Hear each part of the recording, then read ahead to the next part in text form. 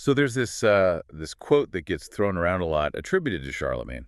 Oh, the one about the second soul. That's the one. To have another language is to possess a second soul. And it's an idea that just, it clicks instantly if you're bilingual, right? Yeah. It suggests language isn't just, I don't know, an operating system for talking. It's the whole architecture of your inner world. But the sources we've been looking at for this deep dive suggest something else.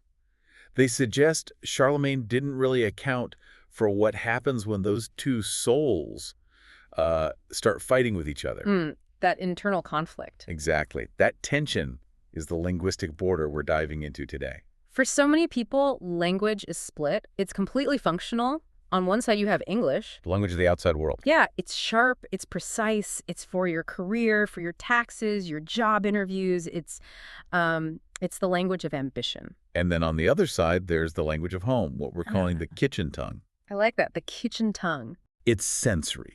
It literally smells like frying onions or spices. It's where you have the absolute perfect word for a specific kind of tasty, but you might not have a word for burnout or mental health. And that gap, that silence that grows in that space, that's what we need to look at. Right. Our mission today is to really focus on the emotional cost of that silence. The chasm that opens up between parents and children when their shared words just run out. We're exploring what happens when the language of love itself starts to slip away. It sounds so big, so profound, but it shows up in these tiny, really painful moments at home. Yeah, the cost is so much more than just, forgetting grammar. It's losing the ability to connect on that deep emotional level. Which brings us right to our first pillar, the emotional firewall. Okay. We're looking at language not as a bridge, but as a barrier to empathy. And the sources point to one recurring incident, a kind of a depression mistranslation. Exactly. So picture this. You're the child, and you're trying to explain to your parents that you are struggling with something complex, something clinical. Like severe anxiety or depression. Right. And this is where the friction becomes almost physical. You can feel it. Because the kitchen tongue just might not have the word for depression? It just doesn't. Culturally, suffering is often seen as this communal thing or a religious thing. It's not individual, not scientific. So the only words your language offers translate to Sadness. or laziness, or even in the worst cases, madness. So the language itself basically fails you. It doesn't have the official vocabulary to validate what you're going through. And the result of that, the immediate consequence is just abandonment. Or really, self-censorship. You just give up. You give up. You collapse all of that complex, modern feeling into the one phrase you know they'll understand. I'm just tired. I'm just tired. Wow. That phrase, I'm just tired, it just hits so hard because it seals you off. It's total isolation. The parent can't offer real empathy because they literally don't have the word for what their child is feeling. And we have to look at it from the parent side, too. It's not a lack of love. Of course not. No. They hear tired and they jump to practical solutions. Sleep more, eat this soup, don't worry so much. Because they're working from a cultural script where sadness is fixed by doing something, not by talking about it. But the child just feels dismissed, unseen, and it's a tragedy of miscommunication born from a simple lack of words. This also spills over into how affection is expressed, right? Let's talk about the I love you standoff. Yeah, in so many cultures, a lot of Asian, African, Eastern European cultures, saying I love you is just rare. It feels weird. It can feel awkward or performative, almost too Western. So if you're not saying it directly, how is that love actually being communicated? The sources say it's coded into other things. It's coded into actions, into commands, even into worrying. Okay, give me an example. So in English, a phone call might end with, I love you, drive safe, an explicit statement, then a gentle command. Right. In the mother tongue, that might be a much sterner warning. Something like, drive slowly, there are idiots on the road, call me when you get there. So the love is buried under the warning. It's functional. It's totally functional. Or the classic one, instead of, I miss you, you get, why haven't you eaten? You look thin. Ah, yes. Love is criticism. Love as constant worry. You have to know the code to unlock the affection that's underneath the command. That idea of coded language is a perfect bridge, actually. Let's move from the private space of the home to the public world. This is our second pillar, the shame and pride cycle. This is a journey almost every second-generation kid goes on. From hiding the language To using it as a badge of honor. Let's start with that teenage shame, the public whisper. You're, I don't know, a teenager at the mall. Your mom yells a question from across the aisle in her dialect. What's that immediate feeling? Oh, it's instant panic, a hot flash of shame. Right. You whip your head around, you whisper back in English, just hoping no one heard that foreign sound. You want to erase it. It's the pressure to assimilate. Yeah, But the sources point to this really fascinating growth curve. they do. Compare that teenager whispering in the mall to the adult, years later, on their phone in a cafe, speaking loudly in that same language. And it's a flex, right? It's Yeah. a sign of coolness. Yeah. It's a badge of honor now. What changed? I think it's one of the biggest cultural shifts in the last 20 years. For immigrants in say, the 80s or 90s, the language was often seen as a liability. Something holding you back. Exactly. But for their kids today, it's become an asset. It's social capital. But is that pride always a genuine reconnection? You called it a flex? I mean, is it sometimes just performative, trying to signal your heritage to your friends instead of actually connecting with your family?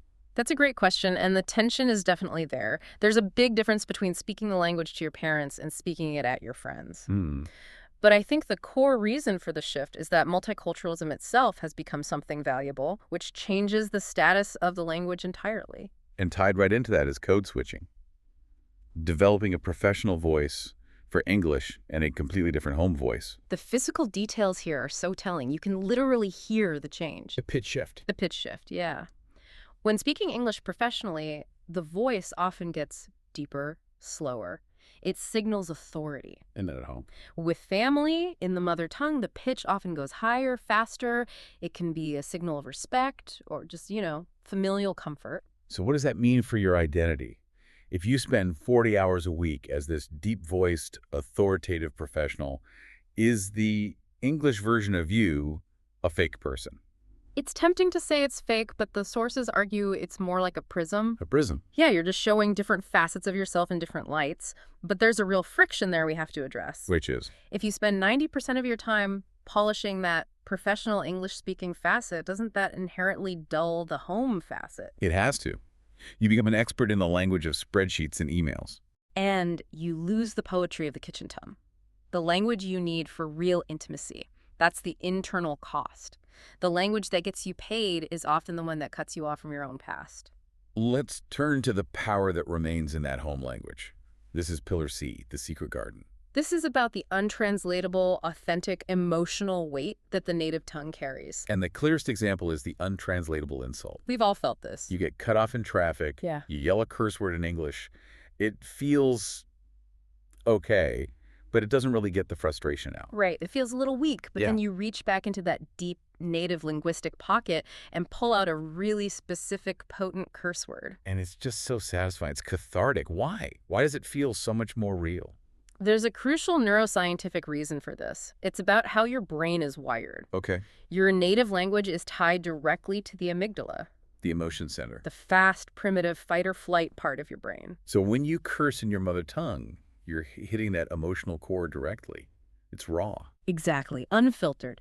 But a second language, like English for many, gets processed through the prefrontal cortex, The logic center. the planning, reasoning part. So when you curse in English, you're unconsciously filtering it. Is this the right word? Is this grammatically correct? And that tiny delay, that logical step, just strips the insult of its power. It does. It takes the teeth out of it. That makes so much sense. Yeah. The native language is the authentic you. But that same authenticity is what makes the next incident so painful. The cousin connection. The imposter syndrome of going home. You travel back to your family's village or hometown. You're meeting relatives who never left. You're all speaking the same language. You think, I've got this. But the friction hits you almost immediately. And it's all about the language. It's not just that you forget a few words, it's that you don't have the current slang. You don't get the new political jokes or the local references. Your language is frozen in time. Exactly. You sound like a textbook or a child. Your responses are too slow, too formal. And that sting of imposter syndrome hits when they say something like, you sound like a foreigner. Even in your own language, you realize you're too foreign for the English-speaking world, and now you're too Western for your home. You're linguistically homeless. Which perfectly illustrates that language is so much more than just words. It's the dictionary of the soul. And that brings us to our synthesis. The idea that language doesn't just describe the world, it actually shapes how you see it. Right. Different cultures literally see the world differently because they have different labels for things. So we've put together a little challenge for you, the listener, based on the sources.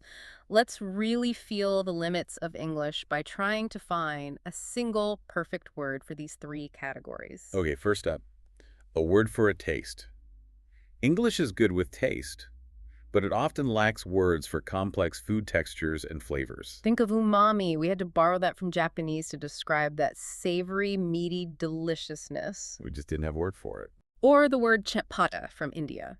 It's a single word for that very specific, amazing mix of spicy, sour, and salty. We need a whole phrase in English to even get close. And if you can't label it instantly, you can't share that experience as easily. It's off the map. Next, a word for a feeling. This is where you really see the soul of a language, an emotion that takes a whole paragraph to explain in English. The classic example is the German word schadenfreude. Joy from someone else's misfortune. Or the Portuguese word saudade.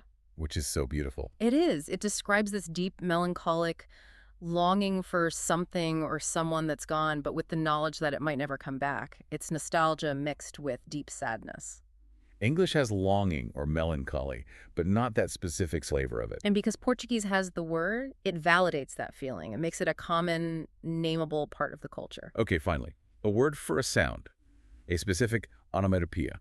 Right. Think about rain. Can your mother tongue describe the sound of heavy rain hammering on a tin roof differently than the quiet sound of a light drizzle? If your language has two distinct words for those sounds, then you are culturally trained to hear them as two completely separate events. Whereas English often just lumps it all together as rain. These three words, for taste, feeling, and sound, show that when a language is lost, an entire way of seeing the world disappears with it. We'll lose that entire architecture. And it totally reframes the value of the mother tongue, doesn't it?